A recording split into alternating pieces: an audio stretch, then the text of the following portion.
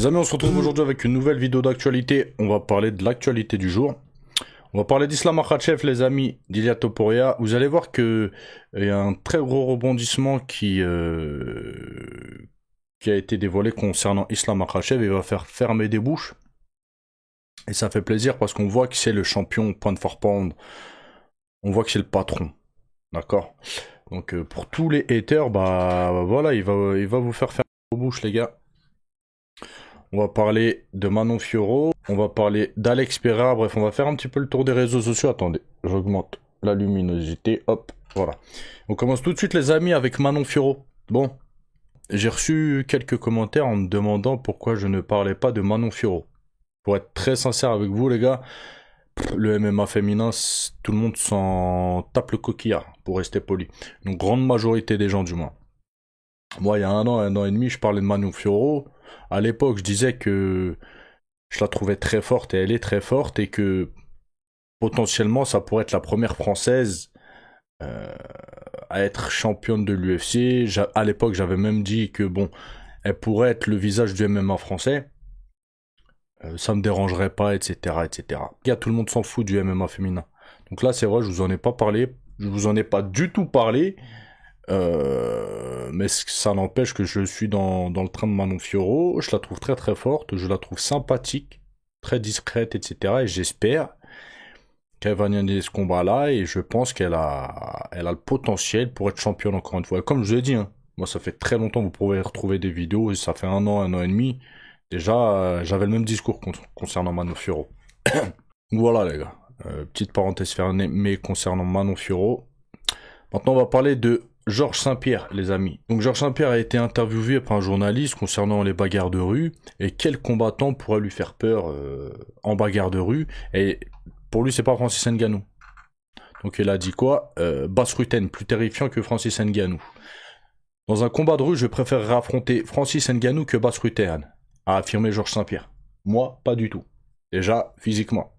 Physiquement, Bas Rutten, c'est plus un mec de ma catégorie, 90 kg, 95 kg, 100 kg, voilà. Francis Ngannou, les gars, c'est un mec qui dépasse les 120 kg dans la vie de tous les jours. On n'a pas la même force, voilà. Déjà, juste au niveau du gabarit, quand bien même le gabarit, ça joue pas dans la vie de tous les jours, face à des mecs lambda. C'est-à-dire, un mec lambda de 120 kg, même s'il est musclé, même s'il est athlétique, etc., tu peux le coucher. Mais là, on parle de champion, là. D'accord? Et on parle de Francis Ngannou. Ok?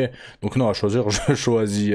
viens, je dis à Bas Rutten, viens avec ton pancras. Et vas-y, ça se tape. Francis Ngannou, les gars, c'est compliqué. Donc il poursuit en disant, très souvent, les gens me demandent quelle est la différence entre un combat de rue et un combat d'arts martiaux mixtes. La différence dans la rue, c'est qu'il n'y a pas d'arbitre. Il y a un instigateur et il y a l'autre personne. Le Canadien a poursuivi... Si vous êtes dans une discussion animée avec quelqu'un et que vous sentez que vous pourrez vous battre, la meilleure chose à faire est de ne jamais montrer votre ligne centrale, d'accord? Et toujours se mettre de côté et de mettre votre main en l'air. Trois quarts face. Trois quarts face, les gars. Il est comme ça devant toi, toi tu te mets de trois quarts face. Toujours de trois quarts face. Je me mets en trois quarts face, un pli, tac, tac, les deux touches. Ah, quel la rêve de ce mec. Je l'ai vu il y a 15 ans, les gars. Et quand j'ai entendu Georges Saint-Pierre, j'ai pensé à lui direct. Johnny Cadillac. Trois quarts face. Donc il poursuit en disant, à partir de là, la distance que je dois parcourir pour lui causer beaucoup de dommages est très minime. Je peux aller vers le haut et je suis protégé parce que s'il essaie de faire quoi que ce soit, mes mains sont déjà en l'air. Dès qu'il me touche, il déclare la guerre. Donc voilà, par contre, je comprends toujours pas pourquoi il choisit d'affronter Francis Ngannou que Bas Rutten dans un combat de rue. C'est dommage, il a pas donné l'explication, hein. Ouais, non, laissez-moi tranquille, les gars, ramenez-moi Bas Rutten. Ah, mais je pense qu'on est tous d'accord, les gars. Et dites-moi, vous, entre Bas Rutten, qui a été très très fort, hein, Bas Rutten, il rigolait même pas quand il faisait du pancras à l'époque, etc. Vous pouvez retrouver des vidéos de lui sur internet, il était violent. Mais les gars, Francis Ngannou, Allah, il lui a donné une force incroyable et une puissance incroyable. Maintenant, les amis, on poursuit avec Alex Pereira. Il y a 2 jours, je vous ai fait une vidéo concernant Alex Pereira et son soi-disant piratage. Je vous ai dit que moi, j'y croyais pas. J'y croyais pas parce que C'était trop chelou, le message, il était bien écrit, défendait Alex Pereira, ça avait pas de sens. Et que si un hacker hackait l'Instagram ou le Twitter de Pereira, ce serait pas pour faire ce genre de message, ça a pas de sens. On a déjà vu, encore une fois, des gens se faire hacker, ben c'est pas pour faire ce genre de message. Et vous allez voir que Ankalaev et Daniel Cormier a pris la parole sur ça, et Daniel Cormier a dit la même chose que moi. On a eu la même réflexion. Donc lors d'un podcast avec Shael Sonnen, Daniel Cormier a dit ça. Daniel Cormier croit qu'Alex Pereira n'a pas été piraté du tout. Pereira est un menteur. Pereira n'a pas été piraté. Il a peut-être tweeté quelque chose et quelqu'un l'a appelé pour lui dire « Yo, calme-toi, on se calme. Je ne crois pas à cette histoire de piratage, mec. C'est trop précis. » J'ai dit la même chose. Attendez les gars, ça avait pas de sens son histoire. Mais ça fait plaisir, au moins je me dis, bon, je suis pas le seul à trouver ça trop gros en fait. Cormier poursuit, alors que Hunter était au Daghestan pour rencontrer Makhachev et discuter du combat, aucun combat n'est encore prévu pour l'International Fight Week. Hunter demande alors, et toi Ankalaev, es-tu disponible? Ankalaev répond, je pourrais combattre. Puis il va voir Pereira et lui demande, Alex, es-tu disponible? Pereira répond, on a peu de temps pour se préparer. Hunter répond, ok Alex, on va donner ce combat à quelqu'un d'autre. Donc là, vous voyez, il parle un petit peu une autre langue. Voilà. Il est plus, à vouloir affronter Ankalaev, il parle de temps, vas-y, trompette. Alex se met en colère, va sur internet et publie ce tweet. Shael Sonnen réagit également. Le hacker était très sympa. Pour un hacker, il était très poli et précis. Eh ouais les gars, d'ailleurs il est assez inhabituel qu'Ankalaev travaille plus dur pour obtenir un combat contre un concurrent qu'un concurrent qui travaille plus dur pour obtenir un combat contre le champion. C'est vrai les gars, c'est du jamais vu. C'est Ankalaev qui va chercher Alex Pereira. Il y en a un en commentaire la dernière fois, il m'a dit mais pourquoi c'est Ankalaev qui call out Alex Pereira en fait? Parce que les gars, il veut asseoir sa dominance Ankalaev. Il veut prouver genre qu'il la gagne une fois et qu'il pourrait le gagner une deuxième fois. On voit qu'Alex Pereira a peur, les gars. Il y en a, ils ont du mal à le concevoir, en fait. Ils se disent, non, il a pas peur. Mais il a peur, les gars. Vous appelez ça comment? C'est simple, ceux qui disent qu'il a pas peur. Vous appelez ça comment, en fait? Alex Pereira était le champion. Il a tapé tout le monde. D'accord? Là, il se mange une dérouillée. Il parle de blessure, de pas blessure, de vouloir affronter Ankalaev, etc. Et aujourd'hui, silence radio en fait. C'est Ankalaev qui vient constamment chercher Alex Pereira pour avoir cette revanche. Et Alex Pereira, il dit non, il y a pas le temps, je manque de temps, machin. Vous appelez ça comment si c'est pas de la peur? À la suite de ça, Ankalaev a aussi répondu. Et il a dit la seule chose qui a été piratée, c'est le cerveau d'Alex. Il n'est plus un champion. Je t'attends, ne t'inquiète pas. Ça continue. Hein. Maintenant les amis, on va parler d'Israël Adesanya. Qui a parlé de Belal Mohamed, d'accord? Bon, Belal Mohamed, c'est un champion incompris et il a beaucoup de haters, de haine, etc. Et Israël Adesanya revient sur ça. Même lui, il est choqué, en fait. Donc Israël Adesanya, sur sa chaîne YouTube, a dit qu'il défendait Belal Mohamed. Il faut respecter Belal Mohamed. Tout le monde doit le faire. Je ne sais même pas si c'est du racisme. Vu qu'il est P-A-L-E-S-T-I-N-I-E-N. Donc je dis juste que c'est un champion. Mais les gens, moi y compris, l'ont mis hors jeu face à Léon. Mais il a choqué le monde entier. Les gens ne l'aiment peut-être pas parce qu'il ne termine pas toujours, mais il faut respecter sa personne, quoi. Donc voilà, il met les points sur les concernant Belal Mohamed. Aujourd'hui, c'est le champion. Il a prouvé, les gars, d'accord? Et il est vraiment très très fort. Il a fait un glow-up, on va dire, niveau sportif.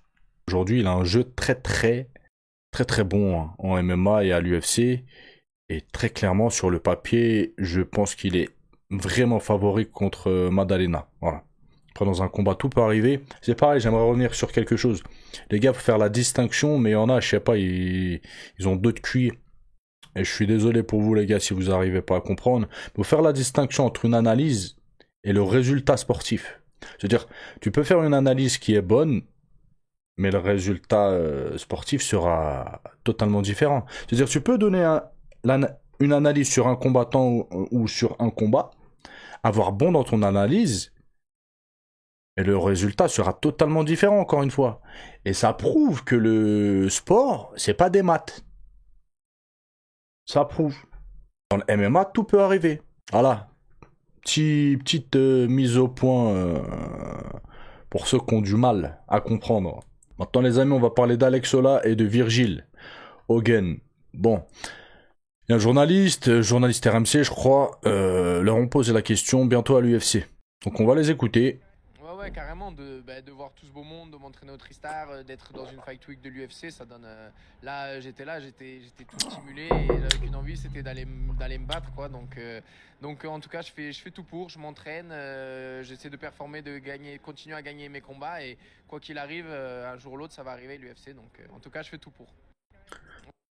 Quoi qu'il arrive, un jour, ça va arriver à l'UFC. Franchement, c'est pas sûr. Donc, on va écouter maintenant Axel Sola. J'ai une performance à réaliser le 14 juin. Et si celle-ci est réalisée, eh bien, j'espère que j'aurai ma chance pour l'UFC le plus vite possible. L'UFC directement serait idéal, mais si ça doit être les Dana White Contenders, ce sera les Dana White Contenders.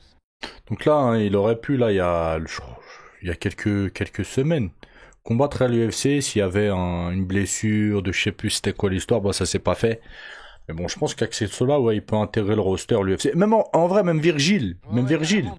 il peut intégrer l'UFC. Après, c'est performer à l'UFC. Voilà. C'est ça le truc. Intégrer maintenant, c'est plus comme il y a 10 ans ou 15 ans ou 20 ans. L'UFC, c'est on va dire open bar, c'est porte ouverte. C'est un petit peu, il y a tout le monde, tout et n'importe qui peut intégrer l'UFC. Si t'as les contacts, etc. Avant, c'était plus élitiste quand même l'UFC. Maintenant, voilà, c'est plus... ils prennent plus de monde, mais ils virent plus de monde. Voilà. Maintenant, les amis, on passe à l'actualité principale qui va faire fermer des bouches. Ouais, Islam Makhachev, il a peur de Topuria. Rien du tout, les gars, rien du tout. D'accord? Il fuit, il veut aller chez les 77. Islam Makhachev, il a même dit qu'il voulait aller combattre chez les 84 kilos. D'accord? C'est pas Topuria qui va lui faire peur. Et il a mis les choses au clair, en fait. Il a dit quoi? Qu'il n'abandonnera pas son titre. Donc, le combat principal de ce samedi déterminera mon prochain choix. Mais peu importe l'issue de ce combat, je ne vais pas abandonner mon titre des poids légers. On pourra bien avoir un vrai prétendant cette fois. Donc là, il parle de Topuria. Les gars, même là, si il monte en 77 kilos, la ceinture des moins de 70 kilos, il la lâchera pas. C'est le champion pound for pound. C'est le champion. C'est le patron. D'accord? Donc là, ce qu'il est en train de dire, c'est Topuria, il va le taper. Ils vont s'affronter. Que ce soit maintenant ou dans 6 mois ou que sais-je. Ce sera lui, toujours le champion de la division, et à un moment donné, ils vont s'affronter. Il veut être champion de 2 catégories simultanément. Ça, c'est un vrai champion, ça. Ça, c'est un vrai champion. Donc, il fait taire tous ceux qui disent il a peur de Topuria, etc. Il fuit pas. Il reste, même s'il va chez les 77 kilos, il reste champion des 70. Donc là, si Oliveira et Topuria doivent s'affronter, ce sera sans doute pour une ceinture intérimaire. D'accord? En attendant qu'Islam Makhachev fasse un combat pour le titre chez les 77 kilos. Et après ça, Islam Makhachev combattra le champion intérimaire pour la réunification des titres. Les gars, c'est un vrai champion. Les gars, il a 34 piges. Hein. Je sais pas si vous imaginez. Il est âgé. Hein. À cet âge-là, ils ont tous pris leur retraite ou ils sont... Voilà. Quand on parle de Dustin Poirier, à chaque fois, je vous dis, il tarde à reprendre sa retraite. Il est vieux, il devait prendre... Ben, Islam Makhachev, c'est exactement la même chose. Sauf que lui, regardez, les gars, on a l'impression que c'est un jeune de 28 ans. Il est trop performant, il est trop dans... Voilà. Qu'Allah le préserve. Bref, c'était pour faire taire les rumeurs et remettre les points sur les... Donc voilà les amis, c'est tout pour aujourd'hui. Je reviens ce soir. Inch'Allah, passez une bonne journée. Ciao, ciao.